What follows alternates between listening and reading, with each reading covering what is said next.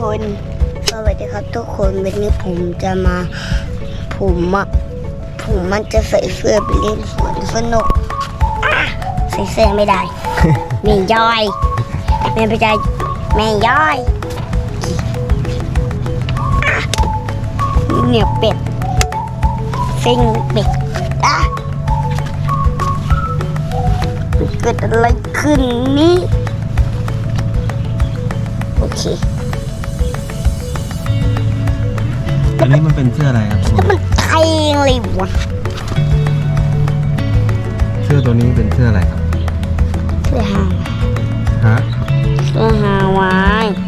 ชอบใส่ใช่ไหมจะใส่ไม่เตยเลยดูดิมันแทงอ่ะเถอะมันลงมาก่อนสิลงมายืนตรงๆก่อน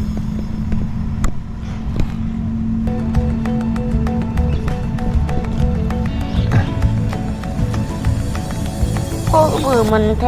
งอ่ะมันไม่ได้แทง เสื้อที่ไหนมันแทงได้หรอก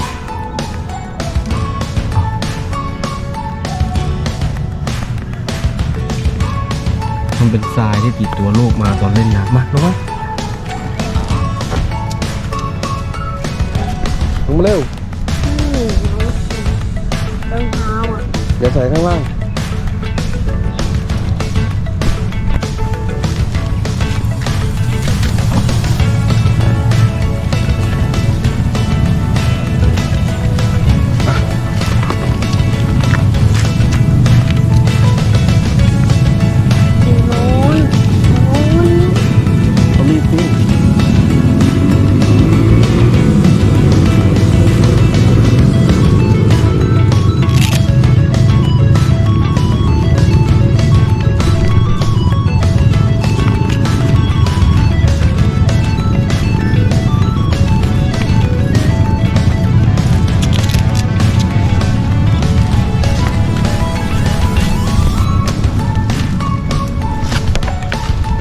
ไปเลยทุกคนดูสวนสนุกกัน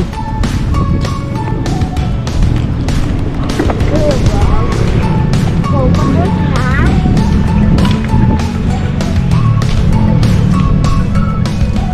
เขาปิดเลยไม่ปิดนุ่งเลยเต็มเลยมีป้ายเย็บ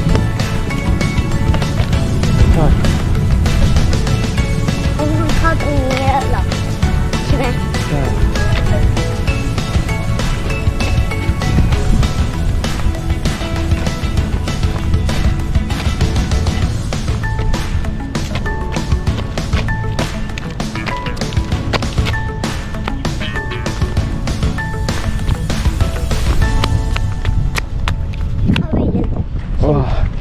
เอาลงชื่อ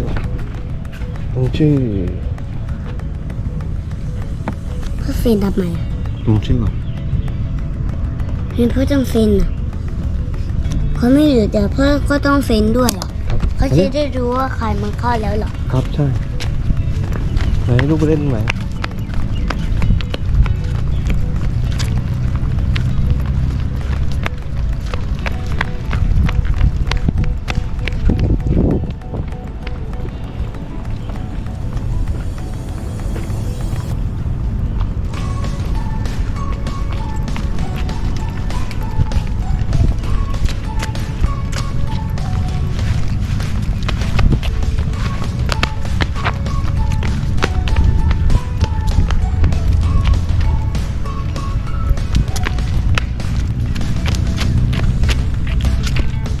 โอ้เครื่องเล่นมันเยอะจริงๆเลยนะทุกคนว้าวลุยเลยทุกคนไหนอะฮัลโหล where are you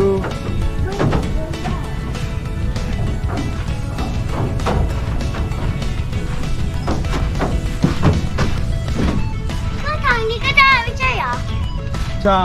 หรือว่าหลังงู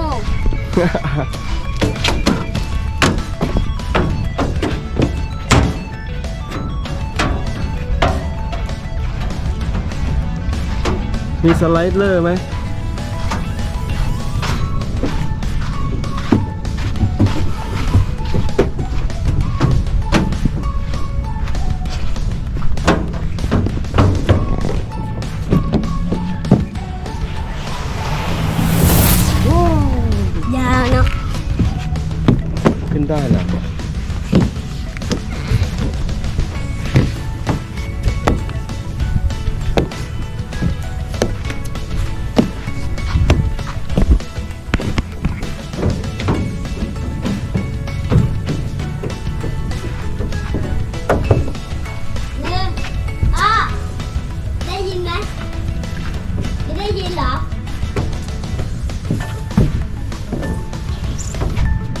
ลงแคปซูลไปแล้ว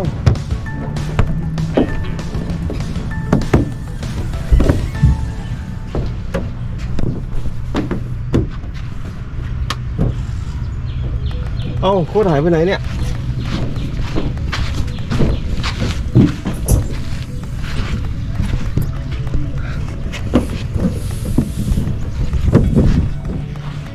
ว้าว สนุกนะไม่คิดว่าได้เป็นแต่พอว่าคิดลองคิดดูไปด้วยครับว่าเป็นเด็กว่าเด็กไม่คิดว่าจะสนุกนะสนุกไหมไม่คิดว่า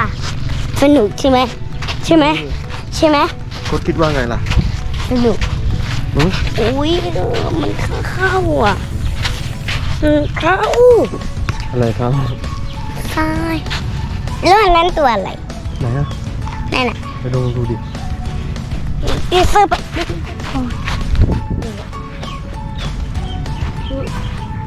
อุ้ย เฮ้ยอันนี้มันด่านอะไรอะทุกคน เดินปีนชักกระเจอ เหรอ มันจะเริ่มสูงขึ้นเรื่อยๆถ้าเราตกลงมาเราก็ต้องตายแน่ เฮ้ย นี่ไงอุ้ยจิบเดี๋ยวนี้แหละโคตรยากนี่โคตรสูงเลยสูงไหม โอ้ยสูงมากเลยครับ นี่สูงอ่ะตกลงมาต้องตายแน่ โอ้ โคตรสูงโอ้กด ไปเดอร์แมนไปได้เปล่า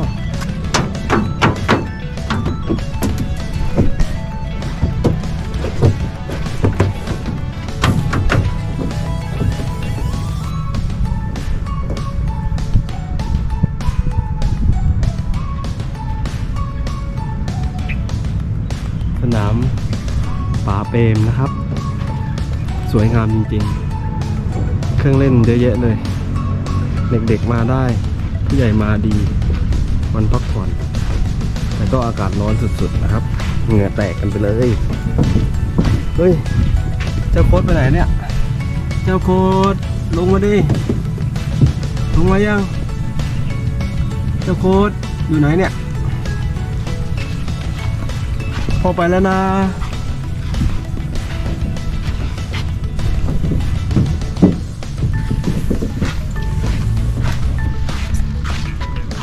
ก็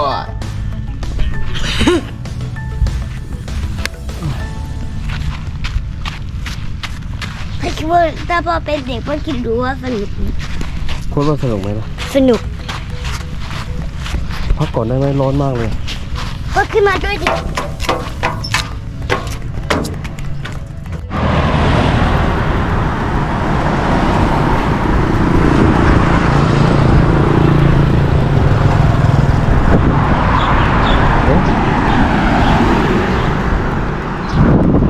เดินเร็วๆเดินโอเคไหม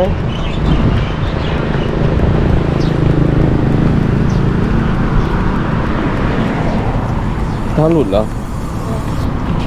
รองเท้าหลุดป่ะ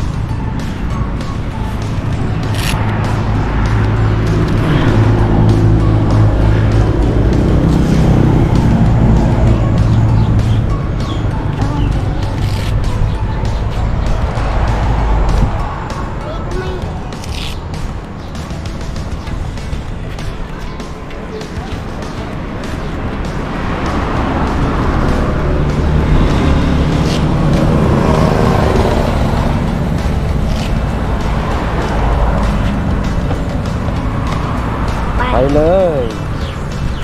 เราจะไปไหนกัน บอกท่านผู้ชมก่อน ไปแน่เลยสิ นี่หันมาดิ หันมาบอกก่อนนี่โค้ด โอ้ยไปเข้าทาง มันก็ต้องเข้าอยู่แล้วแหละทะเลอ่ะ ยังเข้า เดี๋ยวก็ค่อยไปสะบัดไปเล่นกันเสร็จก่อนทีเดียว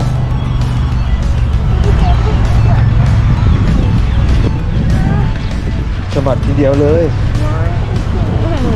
ไปเร็วไปเร็วไปเร็วเดี๋ยวคนมาเยอะ ก็สวัสดีเจ้าหน่อย เดี๋ยวก็เดินเดี๋ยวมันก็สะบัดเดี๋ยวมันก็ติดเอง โอ้ยไม้มันเทแล้วนี่เดี๋ยวไม้มันเท เดี๋ยวถอดรองเท้าไปเลยเอาไหม ก็ไม่ได้อยากเล่นน้ เอาขึ้นไปเลย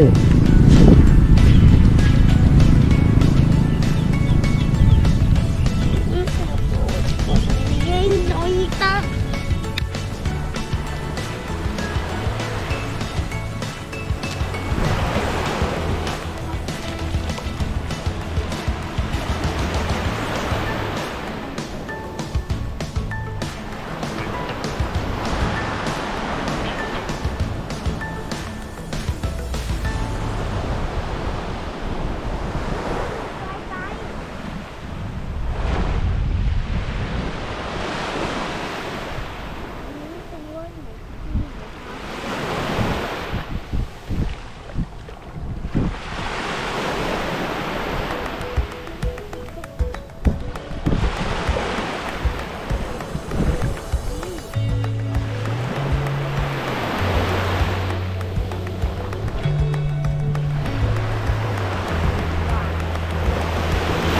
ว้าวว้าว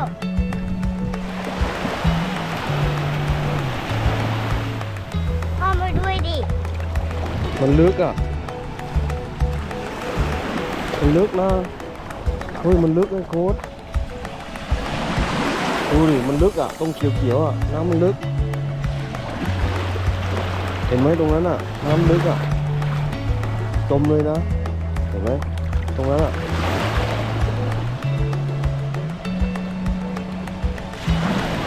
ร้อนแล้วอ่ะไปลูกไปดูเดดดิผมไม่สบาย อยากเล่น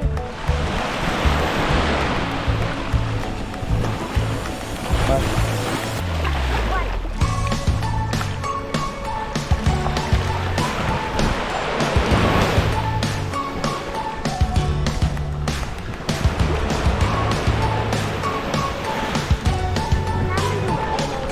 ใช่ ที่น้ำมันดูดเลยอ่ะ ไหนอ่ะ เนี่ยพวกดูแป๊บนึงนะเดี๋ยวมันจะดูดกันเหมือนคนที่หุบเลยอู้เนี่ยมันเป็นรูว่างเลย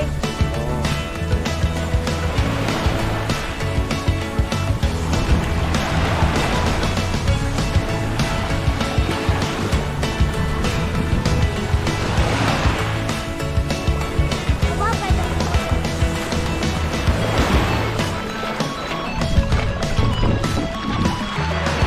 ล้วนี่นะ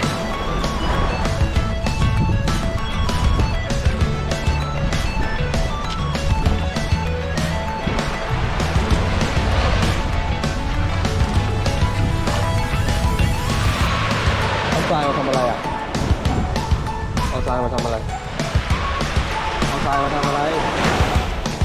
ฮะเอาทรายมาทำอะไร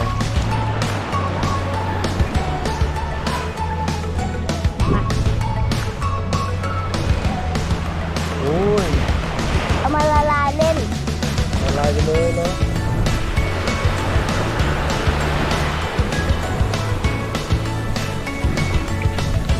จะถล่มเลยทุกคน นี่มันลงไปเลย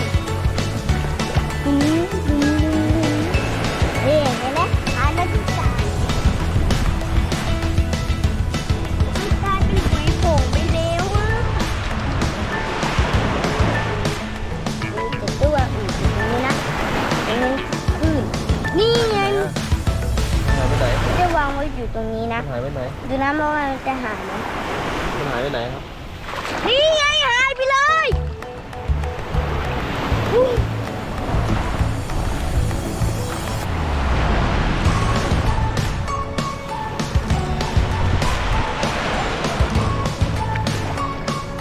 นี่ไงเป็นสีเขียว เฮ้ยอย่าให้เปียกๆเฮ้ย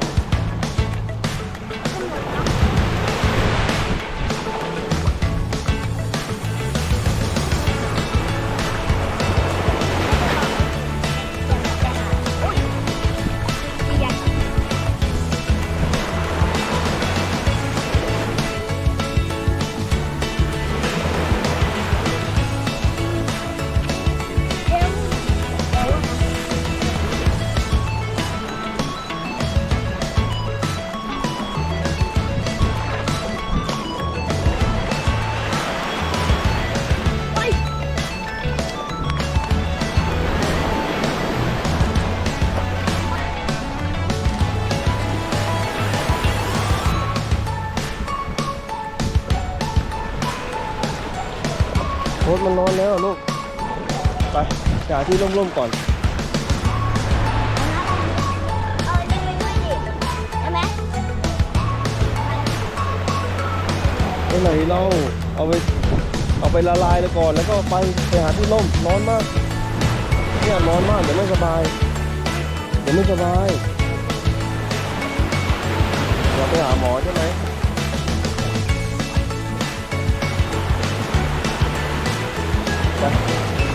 ไปเดี๋ยวไม่สบายลูกดูแดดร้อนมากเลยโอ้ยขอดีกว่าทุกคนโค้ดพอแล้วโค้ดไปเลยเนี่ยแดดร้อนมากเลยเดี๋ยวไม่สบายนะไปเลย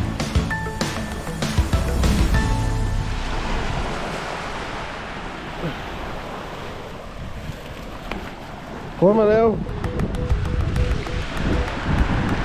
โค้ดพอแล้วครับไปเร็วๆแดดร้อนเนี่ยไปเร็วล้างมือก่อนโอเคไปเปลี่ยนกางเกงที่รถไปใส่รองเท้าเร็วใส่รองเท้า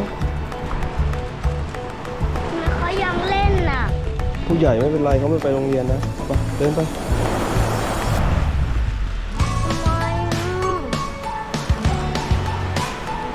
ผู้ใหญ่เขาไม่ไปโรงเรียนไม่เป็นไรเดินไปเปลี่ยนรองเท้าที่รถ เดี๋ยวแม่เขาไม่กลับมา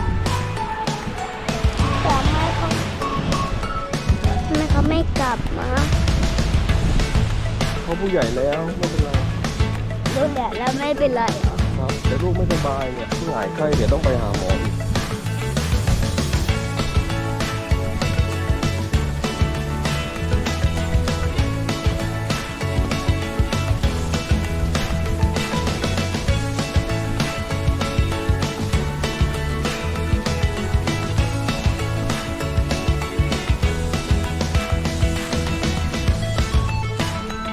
รถอยู่ทางนี้เลยนะ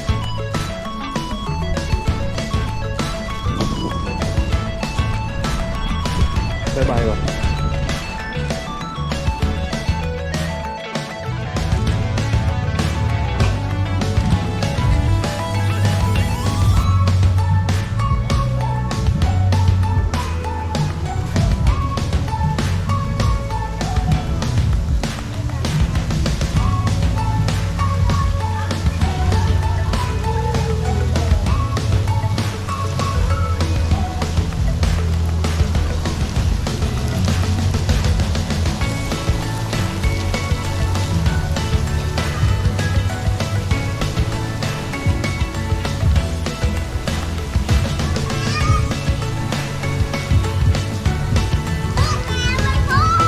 ได้ไหม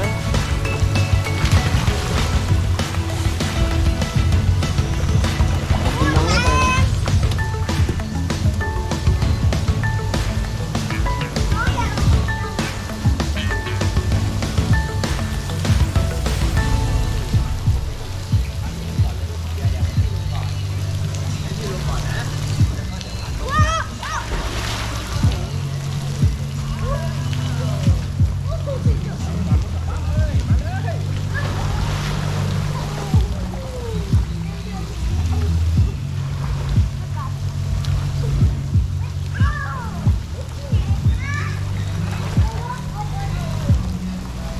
โค้ดมาขึ้นเร็วขึ้นมาอีกเร็ว เฮ้ยลงมา โค้ดมาเร็ว รอด้วย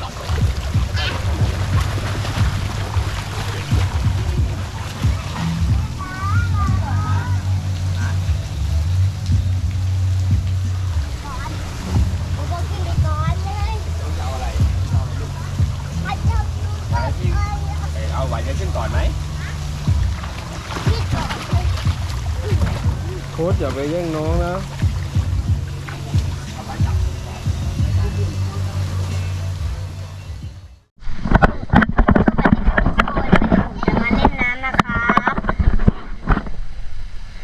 สวัสดีนะครับวันนี้ผมจะมาเล่นน้ำนะครับเดี๋ยววันนี้เราจะไปกันแล้วนะครับ ไปเลย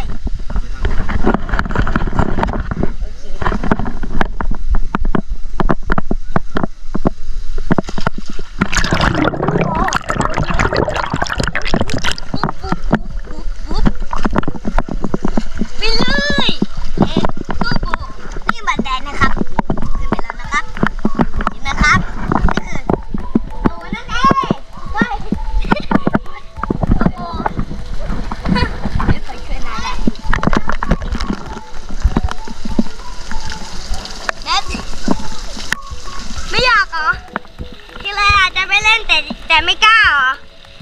ใช่ไหมอะไรนะเรากล้าเราเล่นอยู่ช่วยหน่อยเราลื่นออกแดนพี่มีแรง